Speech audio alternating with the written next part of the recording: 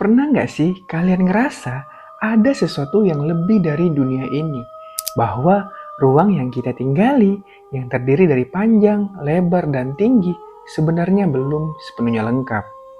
Bayangkan, kalian bisa keluar dari batas ruang yang kita kenal, bukan hanya naik ke atas gedung atau menyelam ke dasar laut, tapi lebih dari itu, ke arah yang tidak bisa ditunjuk dengan jari, arah yang tidak terlihat. Hari ini kita akan bahas tentang dimensi keempat. Tapi tenang, ini bukan pelajaran fisika berat. Saya akan bantu kalian bayangkan dan memahami konsep ini dengan cara sederhana, logis dan juga menyenangkan. Kita akan pakai analogi, imajinasi, dan visualisasi yang mudah dicerna. Kita akan mulai dari nol, memahami dulu apa itu dimensi dan kenapa konsep dimensi keempat begitu menggoda para ilmuwan, seniman, bahkan filsuf. Karena sebenarnya membicarakan dimensi keempat itu seperti mencoba menggambarkan warna kepada orang yang buta sejak lahir, tapi bukan berarti mustahil. Nah, sebelum lanjut, coba pikirkan ini. Kalau kita cuma bisa melihat ketiga arah, ke samping, ke atas, dan ke depan, bagaimana bentuk arah keempat? Apa jadinya kalau kita bisa menengok waktu seperti menengok ke belakang? Oke, siap. Tarik napas dalam-dalam. Kita akan menyelam ke dalam dunia yang aneh, ajaib, tapi nyata. Dunia dimensi keempat. I always do this to myself. I always sacrifice myself. Oh darling,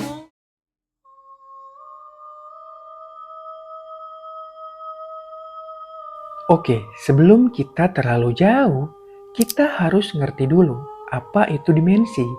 Dimensi itu sebenarnya cuma cara kita mengukur arah atau posisi dalam ruang. Mulai dari dimensi 0, ini cuma titik. Titik itu nggak punya panjang, lebar, atau tinggi. Cuma ada atau eksis. Kalau kalian gerakan titik itu ke satu arah, terbentuk garis lurus. Itulah dimensi pertama, satu arah, yaitu panjang. Tarik lagi garis itu ke arah yang lain yang tegak lurus. Kalian akan dapat bidang, seperti persegi atau lingkaran. Itulah dimensi kedua, yaitu panjang dan juga lebar. Sekarang tarik bidang itu ke atas, yaitu arah ketiga, dan kalian punya kubus. Inilah dimensi ketiga, panjang, lebar, dan juga tinggi. Nah, dunia yang kita tinggali ini adalah dunia tiga dimensi. Yang kita lihat, meja, rumah, tubuh kita punya volume. Tapi, apakah hanya sampai situ? Apa yang terjadi kalau kita tarik kubus itu ke arah baru? Bukan atas, bukan samping, tapi arah lain yang tidak bisa kita lihat. Nah, disinilah konsep dimensi keempat muncul. Ini bukan sekedar menambah sisi pada bentuk. Ini adalah arah tambahan yang tidak bisa kita pahami secara fisik, tapi bisa kita rumuskan secara matematika. Mungkin kalian akan bingung, dan itu wajar. Kita manusia tidak dilahirkan dengan insting untuk memahami ruang lebih dari tiga dimensi. Tapi kita punya alat yang paling kuat, yaitu imajinasi. Dan sekarang kita akan pakai analogi sederhana untuk mulai melihat dunia di luar tiga dimensi, yaitu flatland.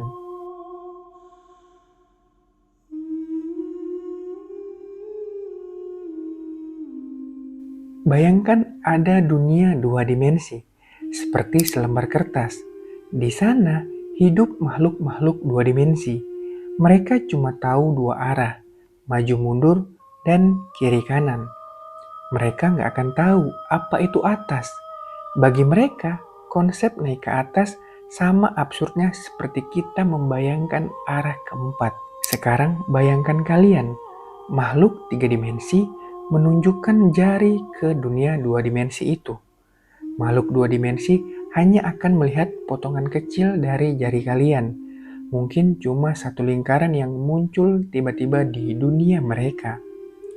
Mereka tidak akan tahu bahwa lingkaran itu adalah bagian dari sesuatu yang lebih besar, yaitu jari kalian, tangan kalian, bahkan seluruh tubuh kalian.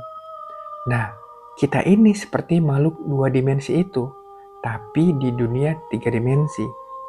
Kalau ada makhluk 4 dimensi yang datang ke dunia kita hanya akan melihat potongan-potongan dari dirinya. Kita mungkin melihat benda muncul dan menghilang tanpa sebab, atau melihat bentuk yang berubah-ubah secara aneh. Dengan analogi flatland ini, kita mulai bisa membayangkan bagaimana bentuk 4 dimensi bisa menyusup ke dunia kita. Kita nggak akan bisa langsung melihat seluruh wujudnya, tapi kita bisa memahami sebagian melalui bayangannya. Dan bentuk paling terkenal dari bayangan objek 4 dimensi adalah tesseract. Sekarang, ayo kita membayangkan apa itu tesseract dan kenapa bentuknya seperti berasal dari dunia alien.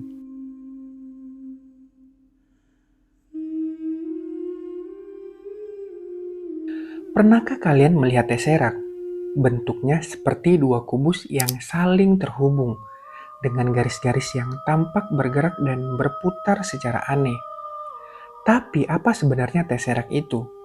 Oke, mari kita tarik mundur sedikit. Persegi adalah versi 2 dimensi dari garis. Kubus adalah versi 3 dimensi dari persegi.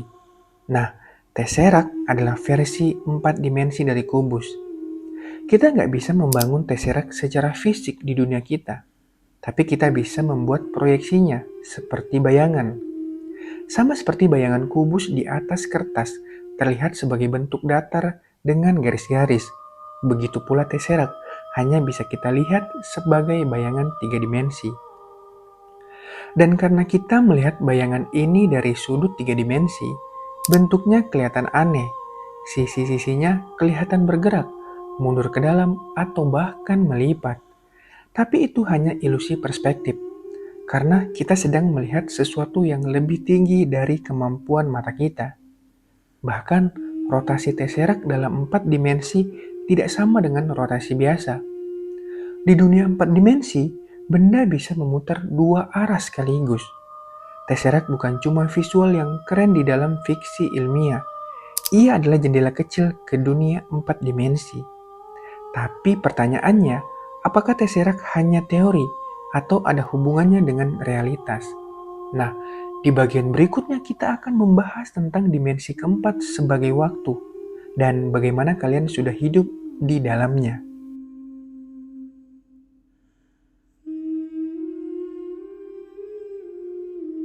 Oke, tadi kita sudah bahas tesseract, bentuk geometris dari dimensi keempat. Tapi tunggu dulu, apakah dimensi keempat itu selalu berarti arah ruang yang baru? Atau bisa juga berarti sesuatu yang sudah kita alami setiap hari? Jawabannya mengejutkan. Kita sudah hidup di dalam dimensi keempat, dan itu adalah waktu. Albert Einstein dalam teori relativitasnya mengatakan bahwa ruang dan waktu itu bukan 2 hal terpisah. Mereka menyatu menjadi sesuatu yang disebut ruang waktu atau space-time. Itulah mengapa waktu disebut sebagai dimensi keempat. Tapi ada perbedaan besar. Dalam ruang 3 dimensi, kita bisa bebas bergerak maju dan juga mundur. Tapi dalam dimensi waktu, kita cuma bisa jalan satu arah, yaitu maju. Kita tidak bisa mundur ke masa lalu, atau setidaknya belum bisa. Tapi secara teori, waktu bisa dianggap sebagai arah tambahan, dan gerakan kita dalam waktu itu sama nyata dengan gerakan kita dalam ruang. Bahkan, setiap peristiwa dalam hidup kalian bisa dipetakan sebagai koordinat di ruang waktu atau space-time. Jadi kalau ada makhluk 4 dimensi sejati, bukan cuma 3 dimensi yang berjalan di waktu, dia mungkin bisa melihat seluruh hidup kalian sekaligus, seperti gulungan film. Ia bisa melihat kalian lahir, tumbuh, dan tua dalam satu pandangan. Serem, atau ajaib, atau luar biasa. Sekarang kita mulai masuk ke wilayah di mana sains dan imajinasi mulai bertemu. Apakah kita bisa benar-benar merasakan dimensi keempat?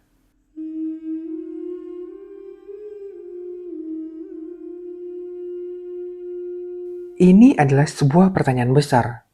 Kalau dimensi keempat itu nyata, Kenapa kita tidak bisa merasakannya? Sebenarnya jawabannya sederhana dan juga sangat menyedihkan karena kita tidak diciptakan untuk itu. Seperti makhluk dua dimensi di flatland yang tidak bisa melihat atas dan bawah. Kita juga tidak punya alat indera untuk merasakan arah keempat. Tapi bukan berarti kita sepenuhnya buta. Otak kita ini sangat luar biasa.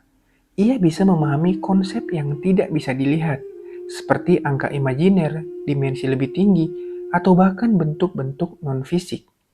Dalam matematika, dimensi keempat sudah sering dipakai, terutama di fisika kuantum dan relativitas, bahkan di komputer grafis 3 dimensi. Sering ada parameter waktu atau transformasi 4 dimensi untuk animasi. Tapi ada cara lain untuk mencoba merasakan dimensi keempat, yaitu simulasi dan visualisasi. Beberapa seniman dan ilmuwan sudah mencoba membuat simulasi bagaimana rasanya berada di dalam dunia 4 dimensi. Tentu hanya proyeksinya. Kita bisa melihat bagaimana tesseract berputar, bagaimana benda 4 dimensi memproyeksikan bayangan 3 dimensi, atau bagaimana ruang melengkung di bawah pengaruh gravitasi ekstrim. Bahkan ada teori yang bilang, saat kita mimpi atau mengalami deja vu, otak kita mungkin sedang menyentuh aspek dari dimensi keempat. Ini bukan berarti hal mistis, tapi bisa jadi semacam kelebihan kapasitas otak yang sesekali menyentuh realitas yang lebih tinggi. Tapi untuk benar-benar menjelajahi ke sana, kita perlu lebih dari sekedar pikiran. Kita butuh teknologi, fisika canggih, atau spekulasi ilmiah. Dan inilah yang membawa kita ke pertanyaan selanjutnya.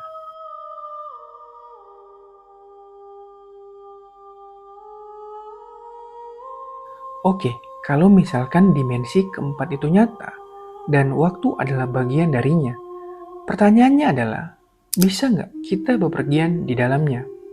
Bisa nggak kita melompat ke masa depan atau kembali ke masa lalu? Jawabannya mungkin, tapi tidak semudah di film-film. Dalam teori relativitas Einstein, kecepatan dan gravitasi bisa mempengaruhi waktu. Semakin cepat kalian bergerak mendekati kecepatan cahaya, semakin lambat waktu berlalu bagi kalian. Ini disebut dilatasi waktu. Artinya secara teknis, kalian bisa melompat ke masa depan dengan cara ini. Tapi untuk kembali ke masa lalu, sepertinya itu akan jauh lebih rumit. Beberapa teori spekulasi seperti lubang cacing atau wormhole bisa memungkinkan perjalanan waktu, yaitu melipat ruang waktu atau space-time. Tapi belum ada bukti nyata dan teknologi untuk melakukannya. Jadi sejauh ini, dimensi keempat lebih seperti jalan satu arah. Tapi tenang, jangan kecewa dulu. Karena pemahaman kita tentang dimensi keempat bisa membuka pintu untuk hal lain, seperti dimensi kelima, keenam, bahkan ke multiverse. Di banyak teori fisika, alam semesta tidak hanya punya 3 atau 4 dimensi, tapi 10 hingga 11 dimensi, seperti dalam teori string. Jadi bisa jadi, dunia yang kita kenal ini hanyalah sebagian kecil dari sesuatu yang jauh lebih besar. Dan di bagian terakhir ini, kita akan coba membayangkan itu semua dengan bebas, liar, dan juga penuh imajinasi.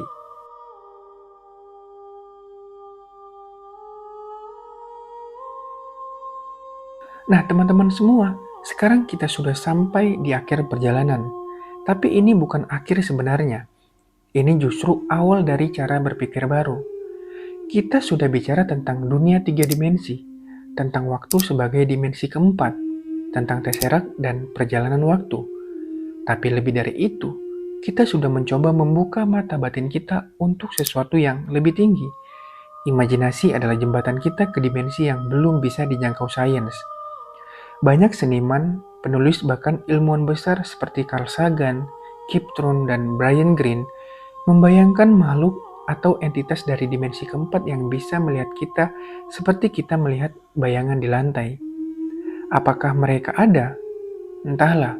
Tapi yang pasti, dengan memahami konsep ini, kita sedang memperluas batas pikiran kita. Mungkin suatu hari nanti, teknologi memungkinkan kita untuk meraba dimensi lebih tinggi, atau bahkan hidup di realitas yang lebih luas. Atau bisa jadi kita sekarang ini hanyalah proyeksi dari bentuk yang lebih tinggi, seperti bayangan dari makhluk 4 dimensi. Menyeramkan? Ya mungkin, tapi juga menakjubkan. Terima kasih untuk kalian semua yang sudah ikut dalam perjalanan ini. Jangan berhenti bertanya, jangan berhenti membayangkan, karena setiap pertanyaan besar dimulai dari imajinasi kecil. Dan siapa tahu mungkin suatu hari kalian bukan cuma membayangkan dimensi keempat, tapi kalian akan tinggal dan juga merasakan dimensi keempat.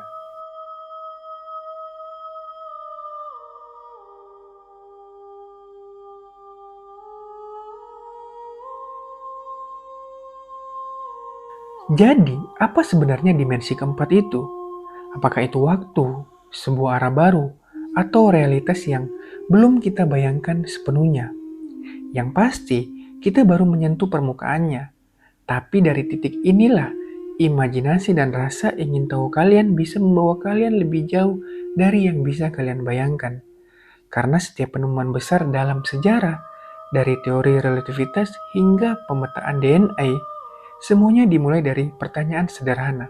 Bagaimana kalau dunia ini lebih dari yang terlihat, dan mungkin di balik 3 dimensi yang kita kenal, ada ruang tak terbatas yang menunggu untuk ditemukan. Terima kasih sudah menonton dan menjelajahi bersama saya. Jangan lupa untuk like, subscribe, dan nyalakan lonceng notifikasi biar nggak ketinggalan konten ilmiah menarik berikutnya. Dan buat kalian semua, sampai jumpa di dimensi berikutnya. Dadah.